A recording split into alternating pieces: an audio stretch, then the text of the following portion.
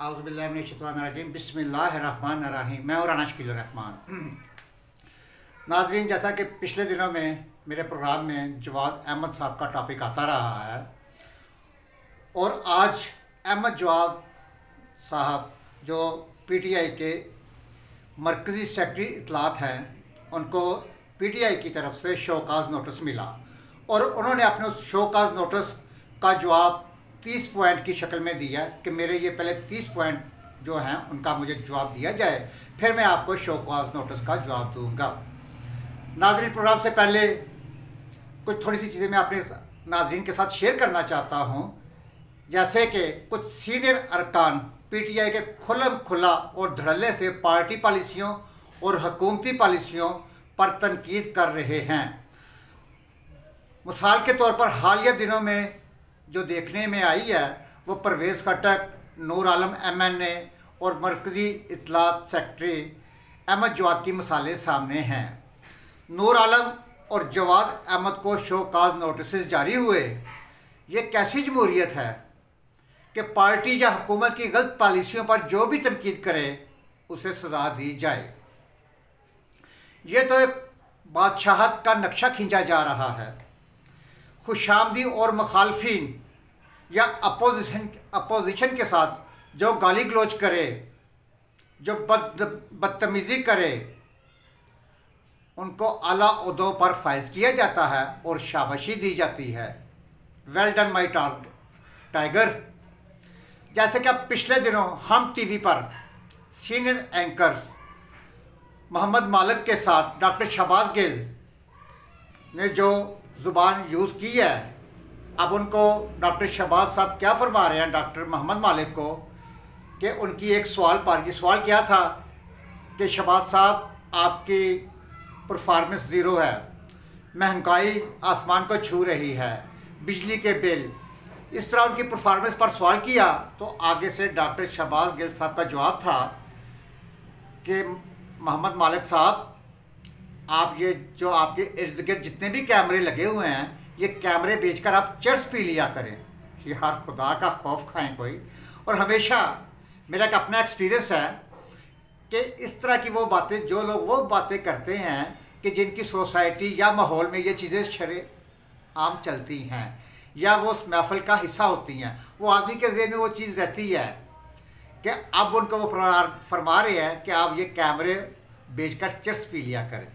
यार बहरहाल नाज़रीन, अब आते हैं प्रोग्राम के असल इशू की तरफ कि पीटीआई के मरकज़ी सेक्रेटरी इत्तलात अहमद जवाद के शोकाज़ नोटिस की तरफ, जिन्होंने अपने मुख्तलिफ इंटरव्यूज़ पीटीआई का अंदरूनी और बैरूनी चेहरा दिखाया। अपने इंटरव्यूज़ में उन्होंने अपने इजहार ख्यालात किए और इसके जवाब में पीटीआई ने उनको शोकाज़ नोटिस जारी किया। अहमद जवाद ने 30 पॉइंट्स पर जवाब मांगा। वो 30 पॉइंट्स क्या थे, अपने नाज़रीन के साथ शेयर करता हूँ। उन्होंने लेटर के ऊपर हेडिंग दी, dear chairman PTI Imran Niazi साहब, मनजानब नज़रियाती और पुराना वर्कर और कारकुन पीटीआई का। डियर इमरान नियाज़ी साहब, आपका मोहब्बत नामा शोकाज़ नोटिस की शक्ल में मिला, जिसमें मेरी 2 ट्वीट्स पर वजाहत मांगी गई। मुझे शौकत खानम कैंसर अस्पताल के लिए कई सालों की अपनी तनख्वाह 10% डोनेशन कटवाने पर कोई अफसोस नहीं। मुझे मियाँ वाली नमल यूनिवर्सिटी को डोनेशन देने का भी कोई अफसोस नहीं। मुझे 2005 के ज़लज़ले में आपको डोनेशन देने का भी कोई अफसोस नहीं। मुझे पार्टी दफ्तर के अखराजात अपनी जेब से देने का भी कोई अफसोस नहीं। मुझे पीटीआई में 20 साल काम करने का भी कोई अफसोस नहीं। ये मेरी ज़ात से बालातर मकासद था। नाज़रीन, अब आते हैं 30 पॉइंट्स की तरफ। ये उन्होंने लेटर के जो हेडिंग दी थी, ये उसके सब्जेक्ट था। वो लिखते हैं, नंबर 1, मुझे अफसोस ये है कि मैं आपको पहचान ना सका।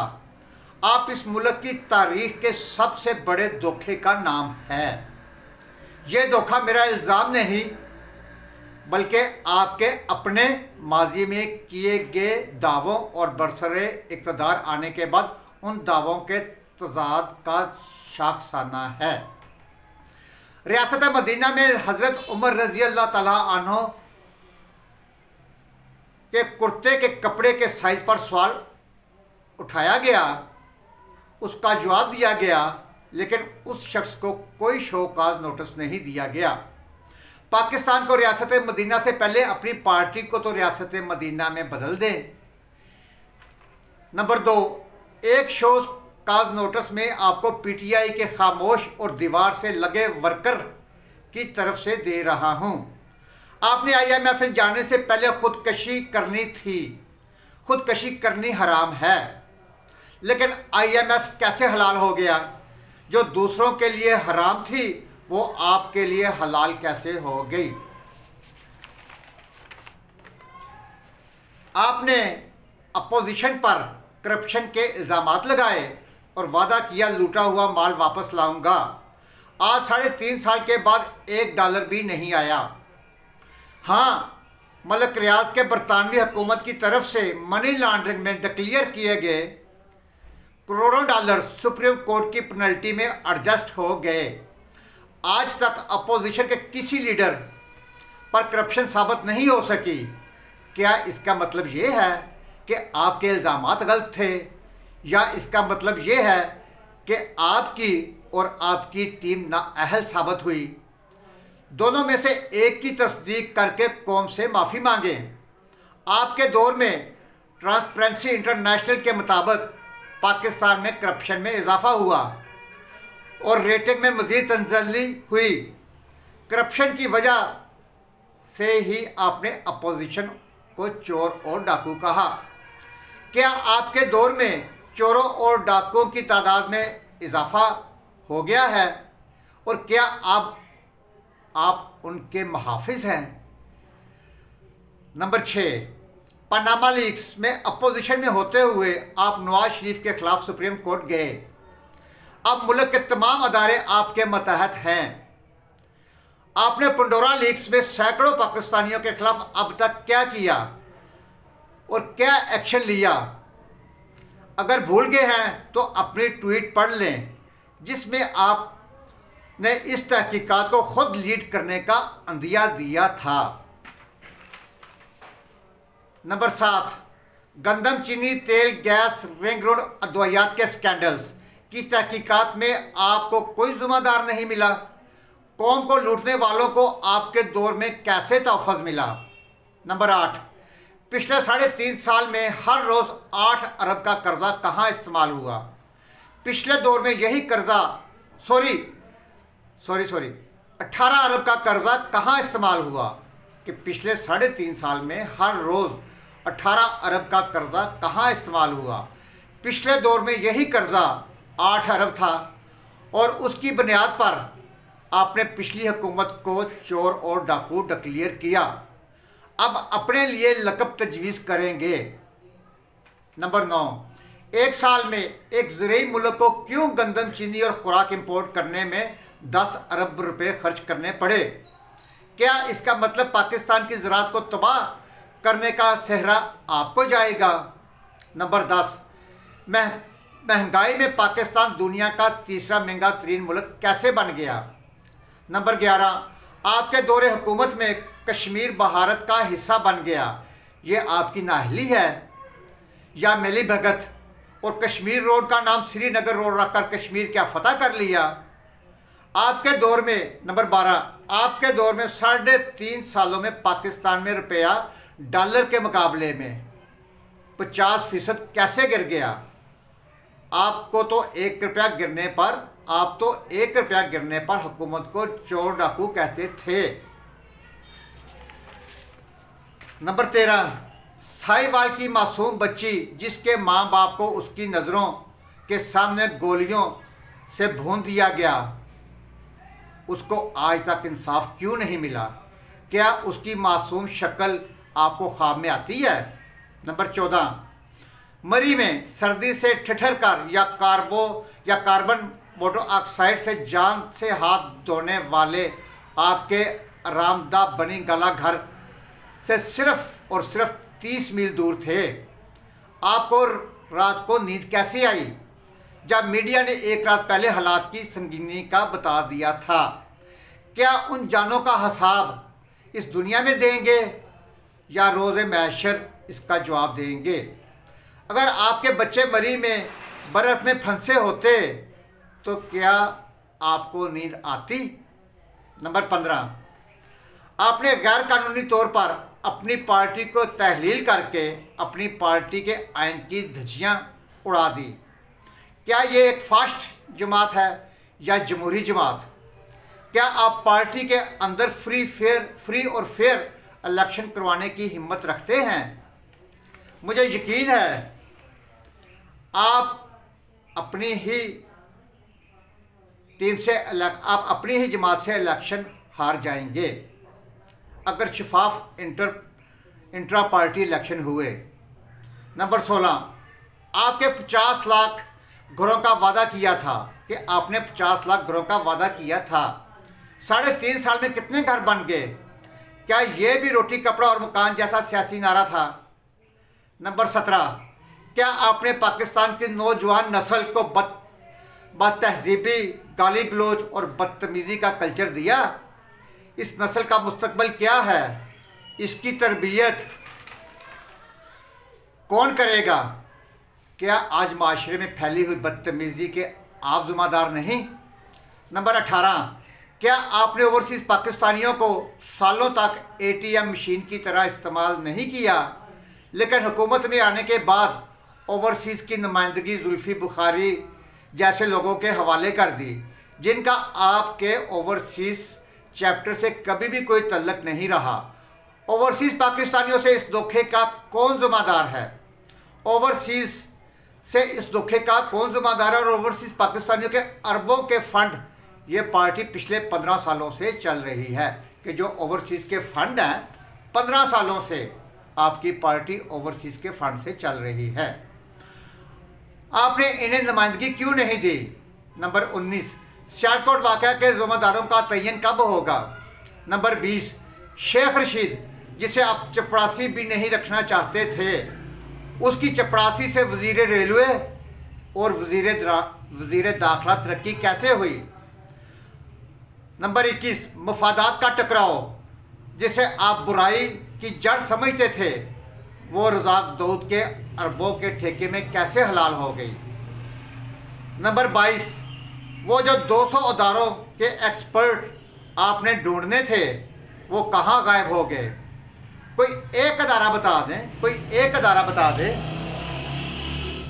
जो आपने 3.5 साल में काबिल कदर मिसाल बनाया हो। कोई एक अदारा बता दें।